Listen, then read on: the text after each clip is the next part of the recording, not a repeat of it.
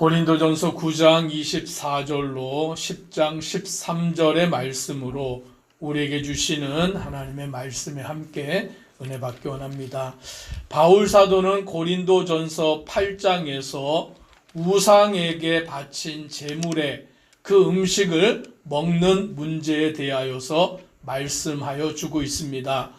우상에게 바친 그 제물을 먹는 것은 아무 죄가 되지 않지만 만약에 내가 그 우상에게 바친 제물을 나는 자유가 있다라고 하여서 먹었을 때에 믿음이 약한 형제가 그것을 보고 시험에 들게 된다면 오늘 그것은 우리가 주님 앞에 죄를 짓는 것이 된다라고 말하면서 바울은 나에게 자유가 있다고 해서 그것을 다 누리는 것이 아니라 믿음이 약한 자를 위하여서 우리는 그것을 절제해야 한다라고 말합니다. 그러면서 바울은 나는 연약한 형제들을 위하여서 평생 동안 고기를 먹지 않겠다라고 그것을 결심하는 것을 보게 되는 것입니다. 그리고 9장에 와서는 바울 사도는 사도의 권리에 대하여서 말합니다. 그는 사도로 부름을 받았고 주의 복음을 전파하는 자로서 마땅히 그 권리가 있는 것이죠. 사도로서 또 복음을 전하는 자로서 교회로부터 마땅히 그가 받아야 되는 권리가 있지만 바울은 그와 같은 권리를 내세우지 아니하는 것입니다. 그러면서 그는 복음을 전하는 일은 부득불 내가 해야 할 일이고 오늘 이것을 하지 아니하면 오히려 내게 화가 임한다라고 말하면서 바울은 권리가 있고 자유가 있지만 그것을 자기를 위해서 사용하지 아니하는 것입니다. 그리고 오히려 그는 모든 사람의 종이 되겠다. 유대인에게 복음을 전하기 위해서는 유대인과 같이 되고 율법이 있는 자에게 복음을 전하기 위해서는 율법이 있는 자와 같이 되고 율법이 없는 자에게 복음을 전하기 위해서는 율법이 없는 자와 같이 되고 내가 모든 사람들과 같이 되고자 하는 것은 그들에게 복음을 전하기 위함이다라고 그렇게 말하는 것입니다. 즉 바울은 자유가 있지만 그 자유를 자기를 위해서 쓰지 아니하고 권리가 있지만 권리를 자기를 위해서 쓰지 아니하고 하나님의 복음이 모든 사람들에게 전파되기 위하여서 그는 종이 되고 권리를 내려놓고 그와 같이 나아가는 자가 되겠다라고 말하는 것입니다. 오늘 이것에 대하여 바울은 이와 같이 비유를 드는데 24절을 같이 읽습니다. 운동장에서 다름질하는 자들이 다 달릴지라도 오직 상을 받는 사람은 한 사람인 줄을 너희가 알지 못하느냐. 너희도 상을 받도록 이와 같이 다름질하라. 아멘. 바울은 운동 경기에 비추어서 그것을 설명하고 있습니다. 운동 경기를 하는 사람들을 보면 열심히 다 운동에 참여하여서 달리기도 하고 경기를 그렇게 하지만 그 경주 가운데에서 상을 받는 사람은 금메달을 받는 사람은 한 사람이다라고 그렇게 말하는 것입니다. 너희도 상을 받도록 이와 같이 다름질하라. 즉 상을 받기 위해서는 무엇을 해야 되는 것입니까? 메달을 따기 위해서는 무엇을 해야 됩니까? 25절에 이렇게 말합니다. 이기기를 다투는 자마다 모든 일에 절제하나니 그들은 썩을 승리자의 관을 얻고자 하되 우리는 썩지 아니할 것을 얻고자 하노라. 즉 썩는 것을 위하여서도 그 우승을 하고 면류관을 받기 위해서 모든 일에 절제를 하는 것이죠. 그래서 운동을 한평생 하는 사람들을 보면 먹고 싶은 것이 있어도 먹지 못하고 놀고 싶어도 놀지 못하고 하고 싶어도 하지 못하고 오직 운동하는 일에 전념하여서 그 자기의 인생을 헌신하는 절제하며 살아가는 것을 보게 됩니다. 근데 무엇을 위해서요? 썩을 것을 위해서 썩을 승리의 자의 관을 위해서도 그렇게 하는데 우리는 무엇을 위해서 하는 자들입니까? 썩지 아니할 것을 얻고자 하는 자들이다라고 말씀해 주고 있는 것이죠. 즉 영광의 면류관을 얻기 위하여서 우리는 어떻게 다름질을 해야 하느냐. 26절로 27절 같이 읽습니다. 그러므로 나는 다름질하기를 향방 없는 것 같이 아니하고 싸우기를 허공을 치는 것 같이 아니하며 내가 내 몸을 쳐 복종하게 함은 내가 남에게 전파한 후에 자신이 도리어 버림을 당할까 두려워함이로다. 아멘. 즉 바울은 복음을 위하여서 달려가는데 그 달려가는 다름질이 향방이 없는 것 같고 허공을 치는 것 같지 아니하는, 즉 방향이 없이 이리저리 헤매이는 그런 자가 아니라 표대를 정하여서 오직 예수 그리스도를 바라보고 나아가면서 내 몸을 쳐서 복종한다라고 말씀하는 것입니다. 즉 자유가 있지만 자기의 자유를 내려놓고, 권리가 있지만 권리를 주장하지 아니하고, 오늘 바울은 오직 예수 그리스도의 복음을 전하는 일을 위해서 자기를 절제하며 오직 주님만을 바라보고 나아가겠다라고 그와 같이 말씀하고 있는 것입니다. 저와 우리 성도님들도 예수님을 위하여 주의 복음을 위하여 살아갈 때 우리를 절제하는 자 되기를 주의 이름으로 축복합니다.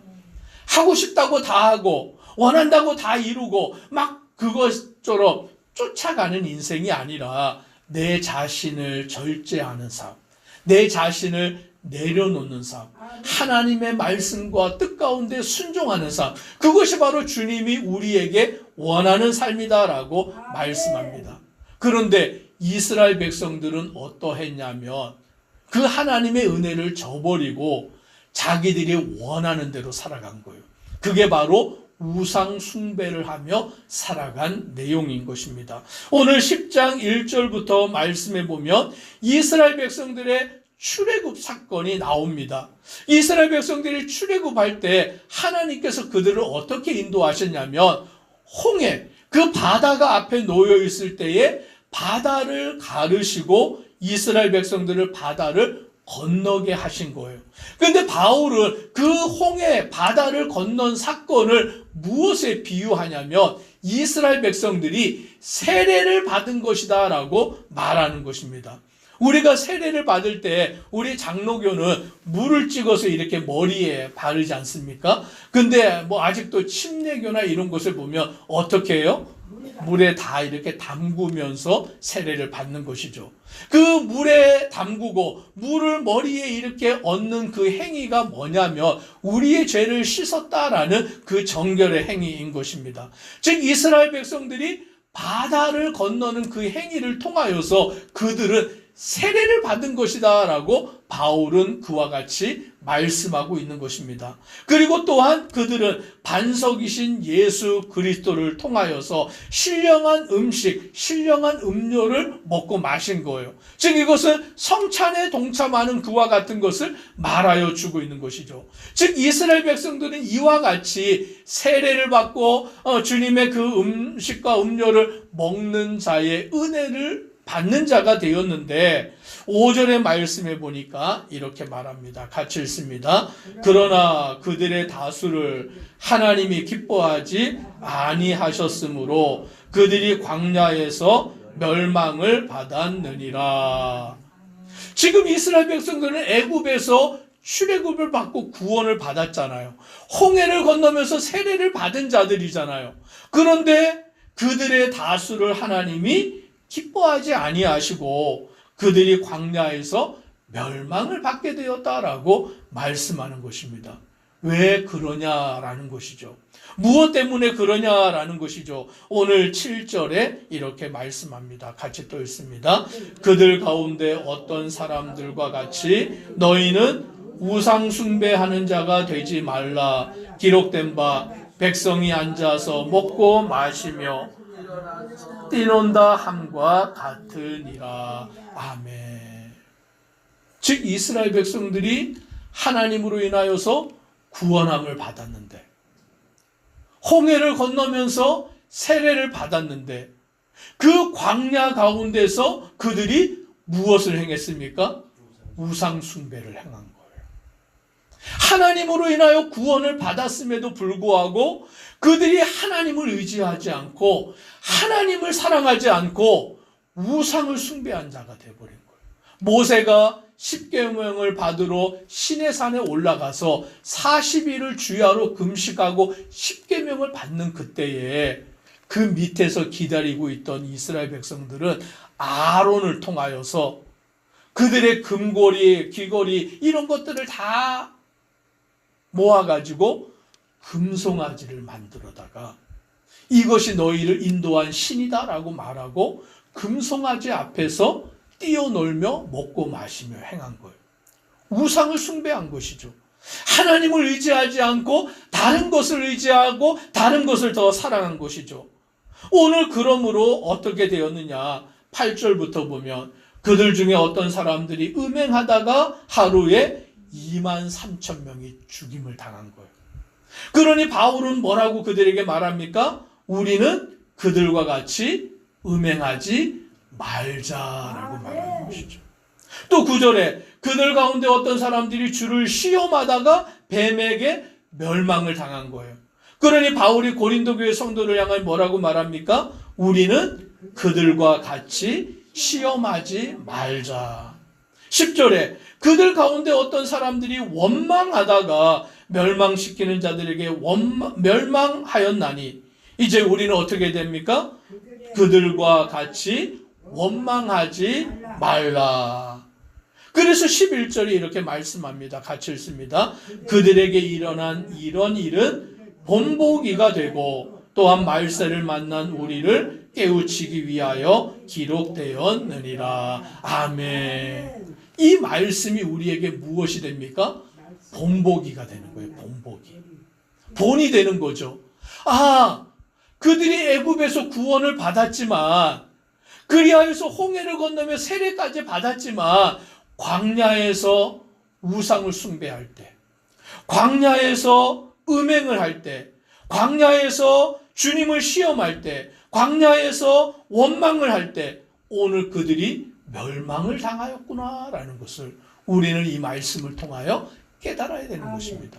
그래서 우리는 우상 숭배하는 자가 되지 말아야 되고 주님을 시험하는 자가 되지 말아야 되고 원망하는 자가 되지 말아야 되고 오직 주님의 뜻 가운데서 주님을 사랑하는 자로서 살아야 한다라는 것을 우리는 이 말씀을 통하여서 본보기로 삼고 깨달아야 한다라고 말씀합니다. 그래서 12절 우리 같이 함께 또 읽습니다. 그런즉 선줄로 생각하는 자는 넘어질까 조심하라. 우리 자신을 돌아봐야 되는 거죠. 아, 나는 믿음이 좋은 것처럼, 아, 나는 의가 좋은 것처럼, 나는 정말 하나님을 잘 섬기는 것처럼 우리가 그와 같이 생각할 때에 나도 모르는 새에 악한 사단 마귀의 시험이 들어와서 내 마음속에 나도 모르는 사이에 미움이 생기고 시기가 생기고 질투가 생기고 원망이 생기고 불평이 생기고 그러는 시험에 넘어지게 되는 거예요. 아, 나는 다른 사람과 달라. 아, 나 다른 제자들은 다 예수님을 배반하고 버릴지라도 나는 결코 그렇지 않습니다라고 누가 호언장담했습니까? 베드로가. 그랬던 베드로가 예수님이 잡혀가시던 그날 밤에 닭이 울기 전에 예수님을 3번 부인했던 것이죠. 그러니 우리는 교만한 자가 되지 말고 선줄로 생각한 자가 되지 말고 넘어질까 조심하면서 우리 자신을 돌아보고 늘 깨어 있어야 되는 줄 믿습니다. 그러나 우리가 낙심하지 말아야 될 것은 13절 같이 읽습니다. 사람이 감당할 시험 밖에는 너희가 당한 것이 없나니 오직 하나님은 미쁘사 너희가 감당하지 못할 시험 당함을 허락하지 아니하시고 시험 당할 즈음에 또한 피할 길을 내사 너희로 능히 감당하게 하시느니라. 아멘. 이 시험을 이기게 하시는 분이 누굽니까? 하나님이시죠. 주님이시죠. 그러니 우리는 나를 의지하는 자가 아니라 이스라엘 백성들처럼 자기를 자랑하는 자가 아니라 오직 하나님만 의지하고 바라보는 믿음의 성도 되기를 주의 이름으로 축복합니다. 기도드리겠습니다. 사랑의 하나님, 바울 사도는 주의 복음을 위하여 자기의 자유를 절제하고 자기의 권리를 내려놓고 오직 주의 복음을 위하여 헌신하며 살아갔습니다. 이스라엘 백성들은 애굽에서 출애굽하여 구원함을 받고 홍해를 건너며 세례를 받은 자들이지만 오늘 그들은 하나님의 은혜를 저버리고 광야에서 우상을 숭배하는 자가 되고 주님을 시험하는 자가 되고 원망하는 자들이 되어서 멸망함을 받았습니다. 오늘 우리는 이와 같은 것을 본보기로 삼아서 오직 주님만을 사랑하고 주님만을 의지하고 따라가는 믿음의 성도 되도록 은혜 더하여 주옵소서. 예수님 이름으로 기도드리옵나이다. 아멘.